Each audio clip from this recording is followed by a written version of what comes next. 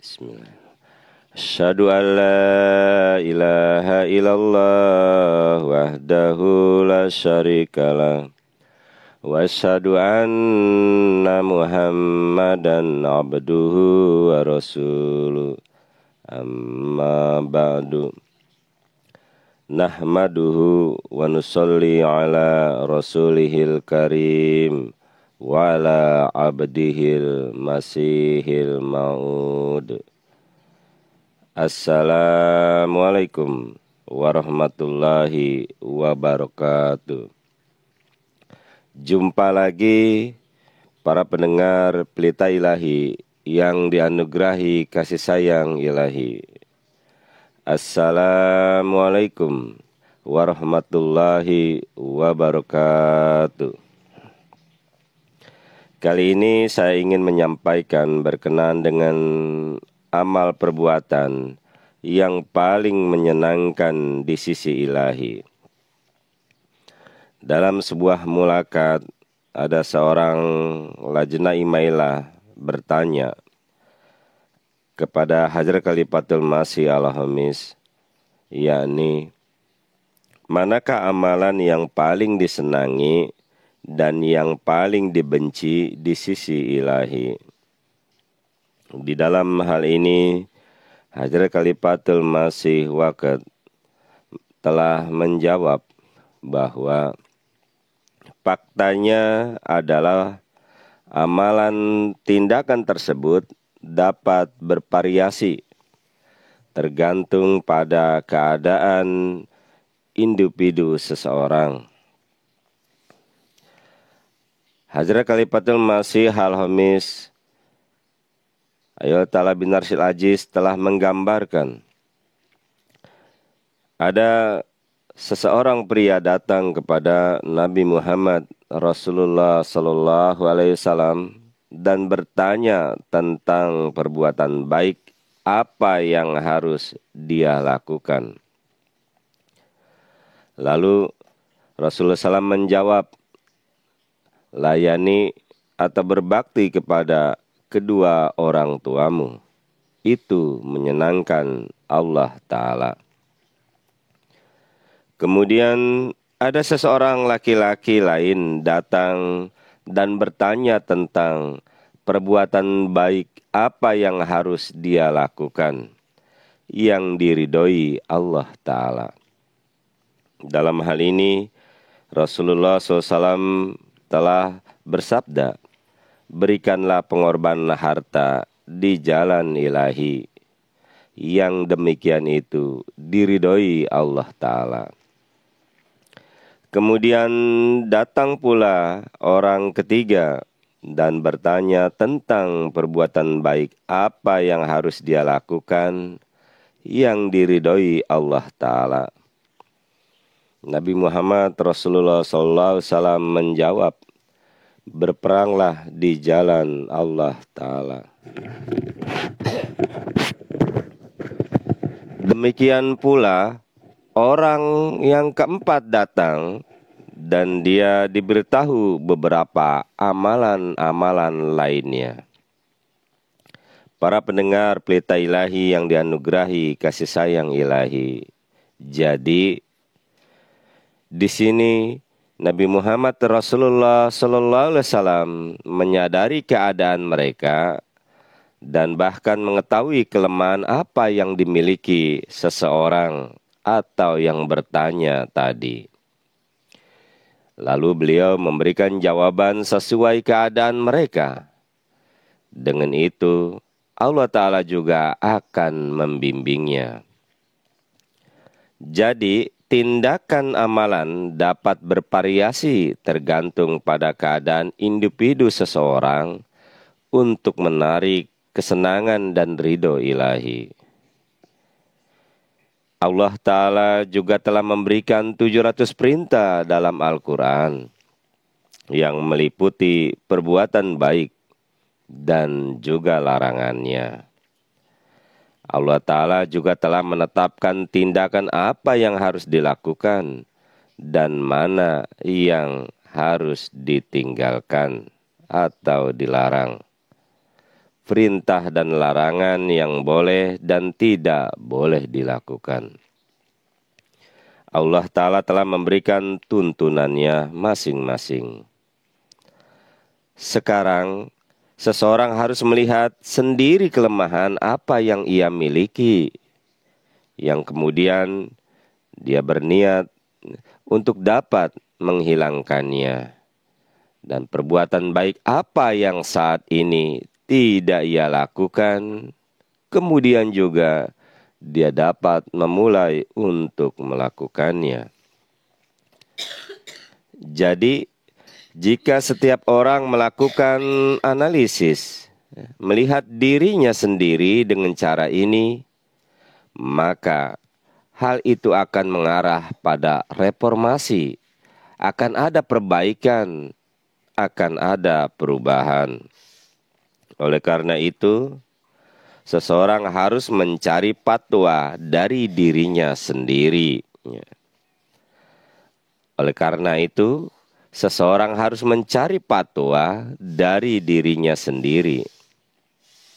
Tidak setiap dekret atau keputusan muncul atau ditetapkan dalam warna hitam dan putih.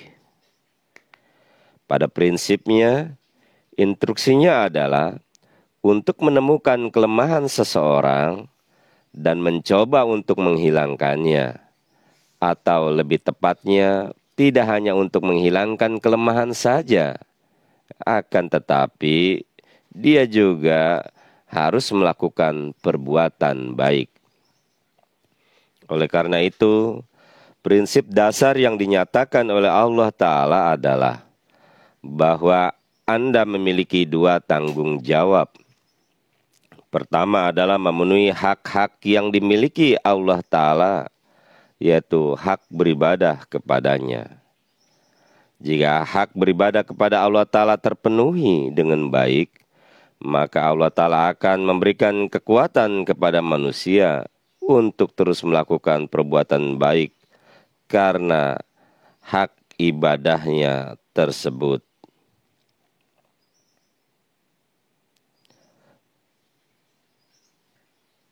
Yaitu agar terpenuhi maksudnya. Kedua, Allah Ta'ala telah memerintahkan agar seseorang memenuhi hak-hak yang dimiliki hamba-hambanya. Seseorang yang berusaha memenuhi hak-hak hamba Tuhan, dia tidak akan pernah merugi dan bahkan merugikan siapapun. Karenanya, ia mampu melakukan lebih banyak perbuatan-perbuatan baik. Dua hal ini saling berkaitan. Jadi tugas yang paling mendasar adalah memenuhi hak-hak Allah Ta'ala dan memenuhi hak-hak hambanya. Hablum minallah dan hablum minannas. Selain itu, seseorang juga harus masuk ke permasalahan masing-masing, problem dalam diri masing-masing, lalu melakukan analisis diri dan bertanya pada hati nuraninya tentang perbuatan-perbuatan jahat atau buruk, apa yang masih harus ditinggalkan, lalu kebaikan apa yang harus dan perlu ia lakukan. Kemudian juga hal lain adalah bahwa suatu kali seseorang datang kepada Nabi Muhammad SAW dan mengatakan kepada beliau, "Saya bukan orang yang baik. Saya memiliki banyak karakteristik jahat. Dia masih melakukan perbuatan-perbuatan yang buruk." Lalu beliau menyampaikan, "Tolong beritahu saya satu kejahatan yang harus saya tinggalkan untuk saat ini. Karena aku tidak bisa melepaskannya sekaligus." Nabi Muhammad SAW setelah mendengar ini bersabda, "Bersumpahlah bahwa kamu tidak akan berbohong, bahwa kamu akan selalu mengatakan yang sebenarnya." Jadi berjanjilah, ya. Dia diminta untuk berjanji, ya, tidak akan melakukan perbuatan dusta. Singkat cerita, suatu kali orang tersebut memutuskan untuk selalu mengatakan yang sebenarnya. Setiap kali dia akan melakukan kejahatan dan keburukan, dalam perbuatannya dia akan berpikir, jika Nabi Muhammad Rasulullah SAW nanti bertanya tentang perbuatan jahat ini, saya akan merasa malu tatkala saya mengatakan yang sebenarnya. Dan jika saya berbohong, saya harus melanggar janji untuk tidak berbohong. Para pendengar Pelita Ilahi, begitu dahsyatnya nasihat petunjuk Nabi besar Muhammad Rasulullah SAW, di mana bohong, dusta, jika kita tinggalkan, maka seluruh perbuatan jahat dan buruk itu akan hilang sirna. Hujur Ayah Dahullah Ta'ala bin Narsil Aziz menyampaikan, dengan cara ini semua sifat jahatnya akan berangsur-angsur menghilang. Jadi orang harus melihat dirinya sendiri. Itulah sebabnya Allah Ta'ala menyamakan dusta dengan syirik. Oleh karena itu, seseorang harus mempertimbangkan bahwa mereka tidak boleh berbohong, bahkan tentang hal-hal terkecil, karena itu sama saja dengan syirik. Dan ketahuilah, Allah Ta'ala tidak menyukai perbuatan syirik. Jadi, banyak dari hal-hal ini, pertanyaan-pertanyaan tadi bervariasi tergantung pada keadaan individu seseorang. Oleh karena itu, lakukan analisis diri dan introspeksi diri untuk melihat apa yang masih kurang di dalam diri kita. Namun, prinsip dasarnya adalah harus memenuhi hak-hak Allah Ta'ala dan hak-hak hambanya.